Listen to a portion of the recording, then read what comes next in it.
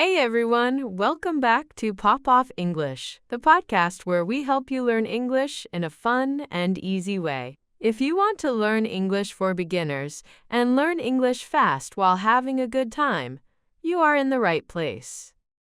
And if you're new here, don't forget to subscribe to the channel, like the video, and share it with your friends. It really helps the channel grow and it helps more people learn English with us.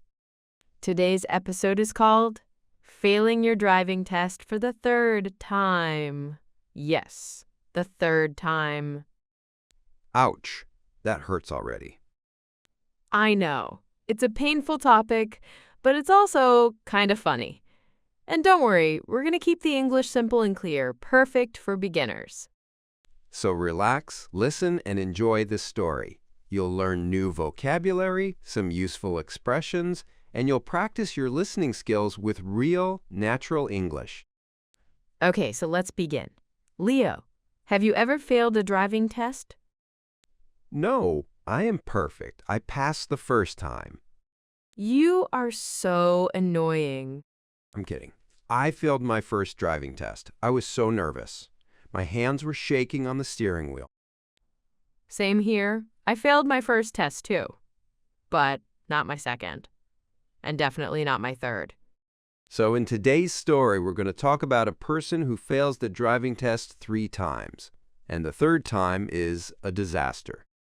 The main character is my friend Emma. She is 22 years old, and she really wants her driving license. She needs it for everything, for work, for shopping, for going out, for dates, for feeling independent. Exactly. But there is only one problem. She is terrible at driving. That's a small problem. Very small.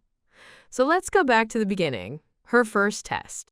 On the first test, Emma arrives at the driving center super nervous. Her mom is with her. She is like, "Good luck, you can do it."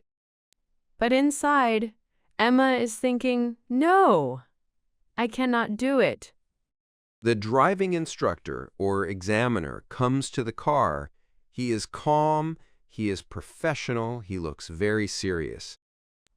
He sits next to her and says in a very flat voice, "Okay, Emma, when you're ready, you can start the car." Such a scary sentence. Yes. So Emma starts the car. Everything is okay. She drives out of the parking lot and onto the road. She thinks, okay, this isn't too bad. I can do this. And then, after 10 seconds, she does not stop at a stop sign. She just drives through the stop sign like it doesn't exist. The instructor hits the brake and says, "Emma, this is a stop sign." And Emma says, "Oh, I thought it was just a suggestion." A suggestion? Yes, so of course she fails the first test. She goes home, she cries a little, then she says, "Okay, it's fine, next time I'll do better." So she books a second driving test. She practices a lot. She drives with her mom, her dad, her cousin, her neighbor, everyone. Her neighbor probably regrets that. Probably. On the day of the second test, she feels more confident. Not perfect, but better. New instructor this time. This one smiles. He's like, "Hi, Emma, how are you today?" And Emma thinks, yes, a friendly examiner. This is my day. She starts driving. She does the stop signs correctly. She checks the mirrors. She uses the indicators. Everything is good. Then the examiner says, "Okay, now we're going to practice parking." The word parking is Emma's nightmare. He points to a space between 2 cars and says, "Please park between those 2 cars." Parallel parking.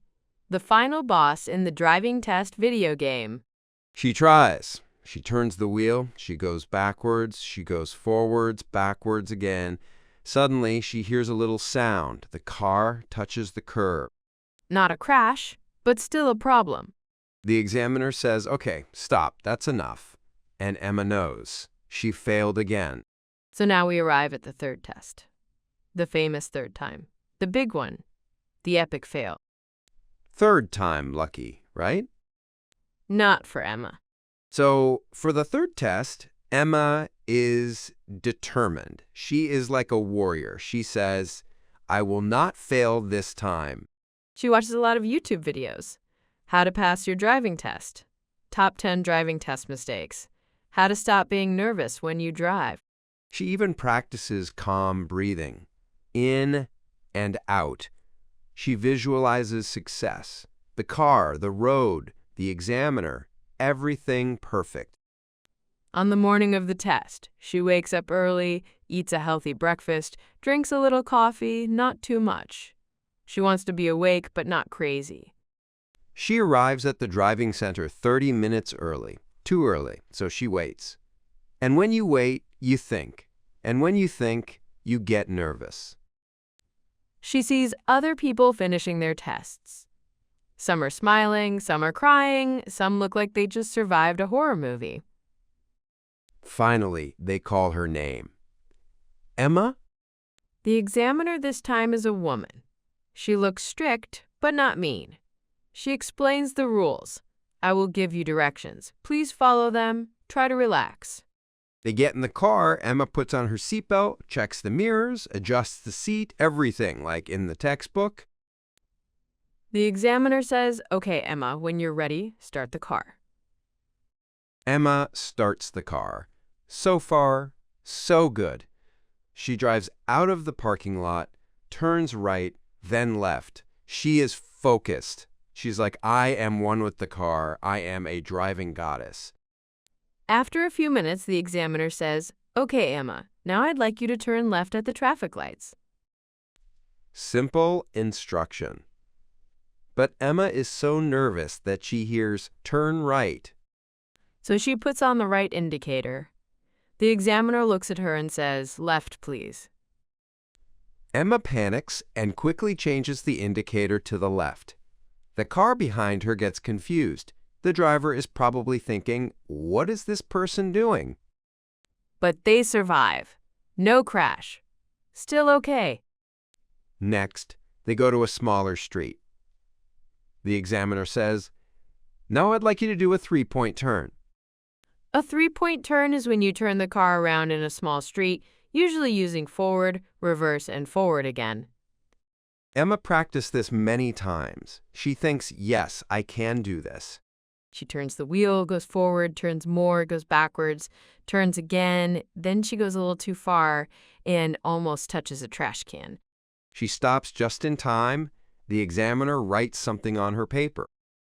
The sound of the pen on paper is very scary in a driving test. Then comes the big moment, the roundabout. Roundabouts are circles on the road where you need to choose the right exit and check for other cars. They are confusing for many new drivers. The examiner says, at the roundabout, take the second exit. Emma repeats in her head, second exit, second exit, second exit. She enters the roundabout. One exit passes, she thinks, okay, that was the first exit. Then she sees another exit. But at the same time, a motorcycle appears from the side. Emma panics. She doesn't know if she should stop or go. She slows down too much, almost stops in the middle of the roundabout. The motorcycle goes around her. The examiner presses his imaginary brake on the floor. They continue, but now Emma is very stressed. She thinks, I already failed. This is over. The examiner, trying to be calm, says, okay, relax, let's keep going. Now, the final challenge, parking again. Of course. The universe is not nice. This time it's bay parking, inside a parking space in the parking lot. She has to reverse into a space between two white lines. She takes a deep breath. She turns the wheel, goes backwards, checks the mirrors. She is almost inside the space, but not straight.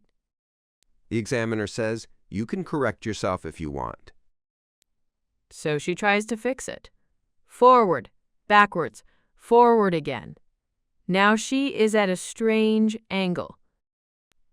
Finally, she stops and asks, is this okay? The examiner looks around very slowly and says, you are in two different spaces at the same time. Very special parking. They drive back to the center in silence. Emma feels like a balloon with no air. They stop the car. The examiner turns to her and says, "Emma, I'm afraid you did not pass your test today." Emma wants to disappear. She wants the ground to open and eat her car. She says, "Again?" The examiner is kind. She says, "Listen, you are not a bad driver. You are just a very nervous driver. You need more practice and more confidence." But hearing you failed for the third time, that's a big hit. Later, Emma tells me the story. She is like, "I am never driving again. I will walk everywhere for the rest of my life. I will become a professional walker." She says, "Who needs a car? Walking is healthy. Walking is great. I love walking." 2 days later, it's raining. She has to carry heavy groceries for 20 minutes in the rain. And suddenly she does not love walking so much. She calls me and says, "Okay, I changed my mind. I need to drive. I need that license." This is actually important.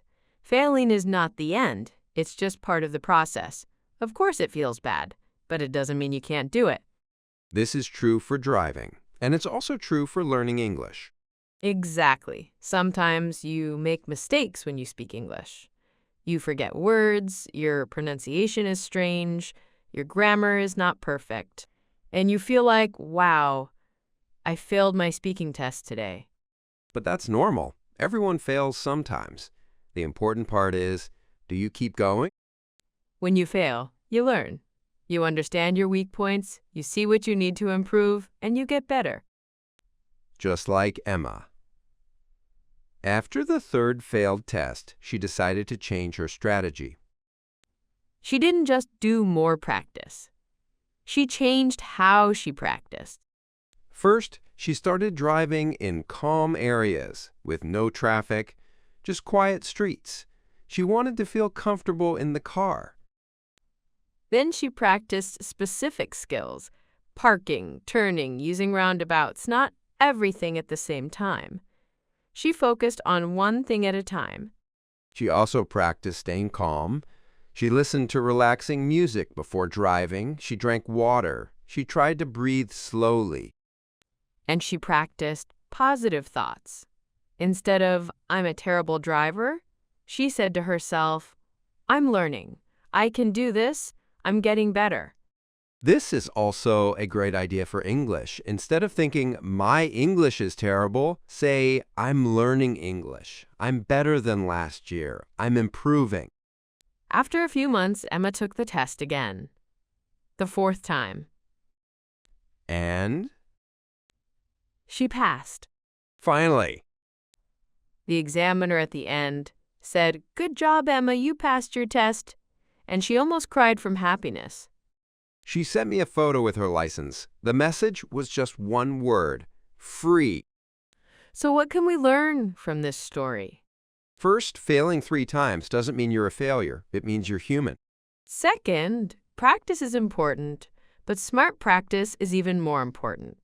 And third, your mindset, the way you think, is a big part of success. Now let's talk about some vocabulary and useful expressions from this story so you can really learn from it. One important word is driving test or driving exam. This is the official test you take to get your driving license. Driving license is the card that proves you can drive legally. When you pass the test, it means you succeed. When you fail the test, it means you do not succeed. Another good word is examiner or instructor. This is the person who watches you drive and decides if you pass or fail. We also used steering wheel. That's the round thing in front of the driver that you hold to control the direction of the car. Seatbelt is the safety belt you put across your body when you sit in the car. You should always wear a seatbelt.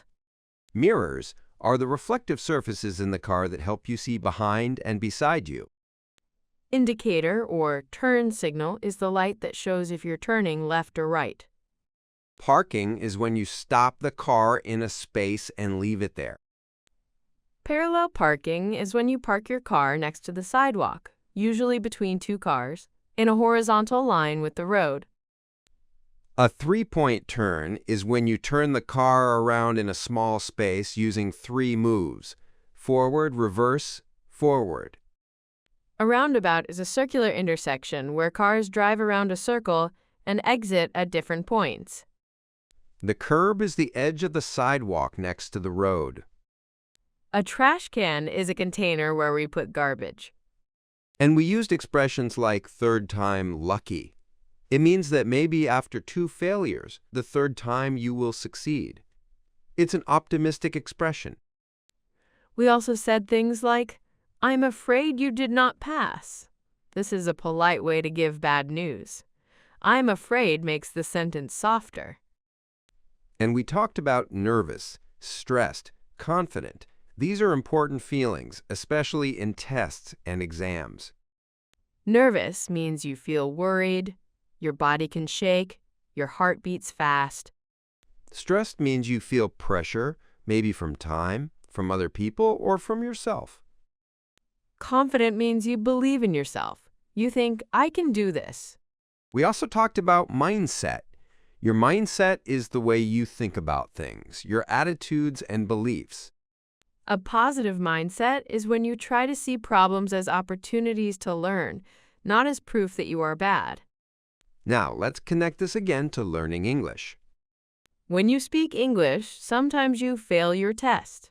Maybe you pronounce a word incorrectly, or you choose the wrong word, or you don't understand a question. But that's okay. This is part of learning. Like Emma, you can try again, and again, and again. And like Emma, the important thing is to change your strategy. Don't just repeat the same mistake. Notice what's hard for you and practice that. If pronunciation is hard, do more pronunciation practice. If vocabulary is hard, focus on learning new words in context, like in stories. If listening is hard, listen to easy podcasts or videos like this one regularly. Even 10 or 15 minutes a day helps a lot. And remember, you don't need to be perfect. You just need to be a little better than yesterday. So if you failed something recently, a test, an exam, a driving test, or even a conversation in English, don't give up. Take a break, breathe, maybe laugh about it, and then try again with a better plan. Before we finish, let's quickly review some key phrases you heard today that you can use in your own life. I'm so nervous. You can say this before an exam, a job interview, or a test. I really want my license. You can change license to anything. I really want this job. I really want this opportunity. I am afraid you did not pass. This structure, I'm afraid, is useful for giving bad news politely. I'm afraid I can't come. I'm afraid I'm busy. I'm afraid that's not possible. Third time lucky. You can say this when you try something for the third time, and you hope it will work. I changed my mind. You can use this when you decide something different from before. I need to change my strategy. This is a great phrase for studying or for work. I'm learning. I'm getting better. This is a great affirmation for your English journey. Okay, we're going to stop here for today. We hope you enjoyed this story about failing your driving test for the third time. And we hope you learned some new English words and expressions, and maybe also felt less alone if you ever failed something in your life. If this podcast helped you, don't forget to subscribe to Pop Off English, like this video, and share it with a friend who is learning English or who is also scared of their driving test. Tell them, hey, listen to this. You're not the only one. Thanks for spending this time with us and for practicing your English today. Keep going, keep learning, and remember, failing is part of the process, not the end. See you in the next episode of Pop Off English. Bye for now.